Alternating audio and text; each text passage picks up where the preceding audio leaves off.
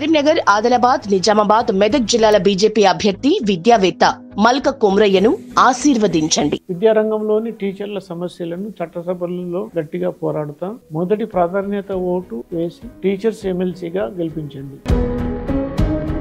మన బీసీ ఓట్లు మన బీసీలకి ఖచ్చితంగా పడ్డప్పుడే మన అన్ని రాజకీయ పార్టీలు బీసీలకు గౌరవం ఇస్తాయి. లేకపోతే బీసీలకి సీట్లు ఇచ్చినా వాళ్ళ ఓట్లు వాళ్ళు వేసుకోలేరని చెప్పి భవిష్యత్తులో బీసీలకి రాజకీయంగా కూడా పదవులు రాకపోయే ప్రమాదం ఉంది. మేధావులు, పట్టభద్రులు, విద్యావంతులైన మీరే ఓట్లు వేయకపోతే రేపు పొద్దున కామన్ మ్యాన్ ఏ విధంగా ఇస్తాడు? కాబట్టి ఓ బహుజనులారా మేలుకోండి. Brilliant and creative, brave and bright communities అయిన బీసీలారా మీ ఓటు మీరు వేసుకోండి. మేలుకో బీసీ, ఏలుకో బీసీ అని చెప్తూ టీచర్లకి బాధ్యత ఉంది.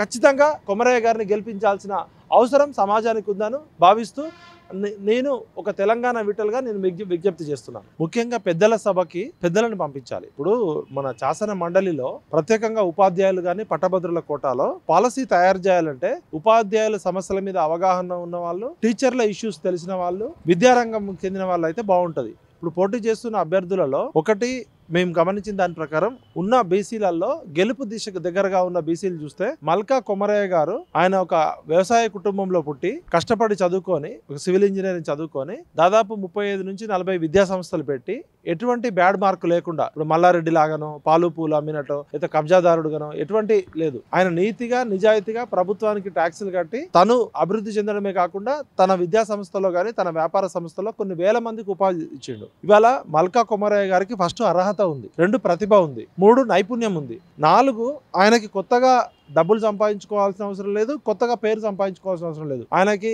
కావాల్సినంత డబ్బు వ్యాపారంలో సంపాదించుకున్నారు, కావాల్సినంత పేరు ఉంది సమాజంలో. అయినా కూడా ఎందుకు సేవా రంగంలోకి వస్తున్నారంటే తన జీవితంలో ఇప్పుడు ఎవరికైనా కూడా తను బతుకుతూ ఇంకో 10 మందిని బతికించడం అనేది చాలా ఇంపార్టెంట్. ఎంటర్‌ప్రెన్యూర్‌షిప్, వ్యాపారం అనేది అందరూ సక్సెస్ కాలేరు. ఒక డెడికేషన్, కమిట్మెంట్ ఉంటే తప్ప సక్సెస్ కాలేదు.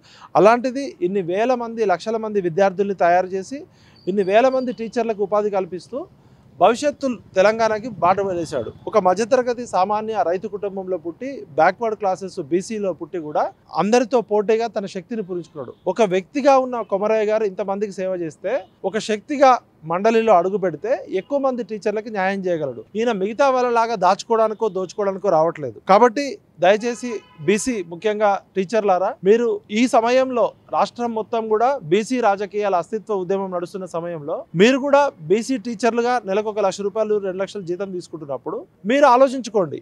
ఇప్పుడు ఈ సమయంలో కూడా బీసీ వాదానికి సపోర్ట్ చేయకపోతే మిగతా వాళ్ళు ఏమనుకుంటారంటే బీసీలు ఎప్పుడు కూడా తమకి తాము ఓట్లు వేసుకోలేరు, బీసీలు తమ ఓట్లు తాము వేసుకునే ఐక్యత కూడా లేదు, ఆలోచన లేదు అంటారు. కాబట్టి దయచేసి మీ విలువైన ఓటుని మల్కా కొమరయ్య గారికి వేసి శాసన మండలికి ఇన్నాళ్ళు మేము అగ్రవర్ణాలకు ఓట్లు వేసినాం. ఇప్పుడు మీరు కూడా పే బ్యాక్ టు సొసైటీ లాగా ఇప్పుడు సమాజంలో 60% పైగా ఉన్న బీసీలకి ప్రతినిధి ఉన్నప్పుడు అగ్రవర్ణాలు కానీ మిగతా అందరికి కూడా నేను ఏం చెప్తున్నా అంటే ఈయనకి అర్హత ఉంది, నైపుణ్యం ఉంది, ప్రతిభ ఉంది, సేవా తత్పరత ఉంది. మేము ఎన్నోసార్లు బీసీ మీటింగ్లు పెట్టినప్పుడు కానీ తెలంగాణ ఉద్యమం సమయంలో కూడా మాకు బస్సులు ఇవ్వడం కానీ ఆర్థికంగా సాయం చేయడం కానీ మా మీటింగ్లకి సపోర్ట్ చేసిన వ్యక్తి మల్కా కొమరయ్య గారు. ఆయన చాలా లో ప్రొఫైల్ మెయింటైన్ చేస్తారు. ఆయన మాటల మరాఠీ కాకపోవచ్చు కానీ తన పనితనాన్ని చేతల్లో చూపించిండు. గతంలో జయప్రకాష్ నారాయణ గారు మల్కా కొమరయ్య గారి గురించి చెప్పిన వీడియో చూడండి, అదేవిధంగా జేడి లక్ష్మీనారాయణ గారు చెప్పింది చూడండి. సమాజంలో ఎంతో మంది ప్రముఖులు, ఆయనకి రాష్ట్రపతి దగ్గర కూడా చాలా అవార్డులు వచ్చినాయి. కాబట్టి ఇన్ని రకాల క్వాలిటీస్ ఉన్న మల్కా కొమరయ్య గారిని గెలిపించుకోకపోతే నష్టపోయేది మీరే.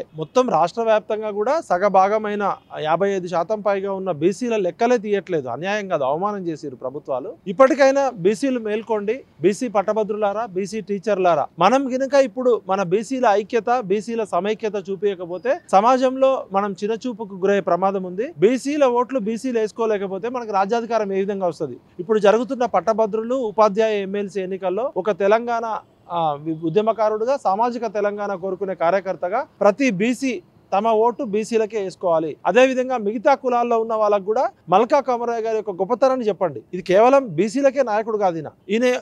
ఈయన యొక్క ప్రొఫైల్, ఈయన ట్రాక్ రికార్డు మిగతా వాళ్ళతో కంపేర్ చేస్తే 100% ఈయన కంఫర్ట్ జోన్ నుంచి రిస్క్ జోన్ లోకి వస్తున్నాడు. మిగతా వాళ్ళేమో దీన్ని అడ్డం పెట్టుకొని రాజకీయ పదవులు పొందడానికో లేకపోతే డబ్బు కోసమో లేకపోతే పేరు కోసం వస్తున్నారు. ఈయనకు పేరు ఉంది, డబ్బు ఉంది, సమాజంలో ఒక ఉన్నతమైన స్థానం ఉన్నా కూడా ఎంతో రిస్క్ ఉన్న పాలిటిక్స్ లోకి వస్తూ సేవకి తన జీవితాన్ని అంకితం చేస్తున్నాడు. కాబట్టి ఇలాంటి అభ్యర్థిని మిస్ చేసుకుంటే మీరే నష్టపోతారు. ఆయనకి వ్యక్తిగతంగా వచ్చే నష్టం కన్నా సమాజం ఒక మంచి వ్యక్తిని కోల్పోయే ప్రమాదం ఉంది. బీసీలు అంటే బ్యాక్వర్డ్ క్లాసెసే కాదు, బ్రిలియంట్ అండ్ క్రియేటివ్. ఇక్కడ మల్కా కొమరయ్య దానిలో బ్రిలియంట్ ఉంది, క్రియేటివిటీ ఉంది, బ్రేవ్నెస్ ఉంది. జనరల్ గా వ్యాపారాల్లో ఉన్న వాళ్ళు మనకెందుకు ఈ రిస్క్ అని రొచ్చులోకి, రాజకీయం అంటే ఒక రొచ్చు అనుకుంటారు. అలాంటిది ఆయన తన విలువైన జీవితాన్ని, విలువైన కాలాన్ని మీ టీచర్ల సమస్యల పరిష్కారానికి వస్తున్నాడు. గతంలో టీచర్ ఎమ్మెల్సీలుగా గెలిచిన చాలా మంది అగ్రవర్ణ ఎమ్మెల్సీలు కేవలం తమ కులాలకి, తమ కుటుంబాలకి, తమ దగ్గర వాళ్ళకి మాత్రమే పైరవీలు చేయడానికి పైరవీకారులుగా మిగిలిరు.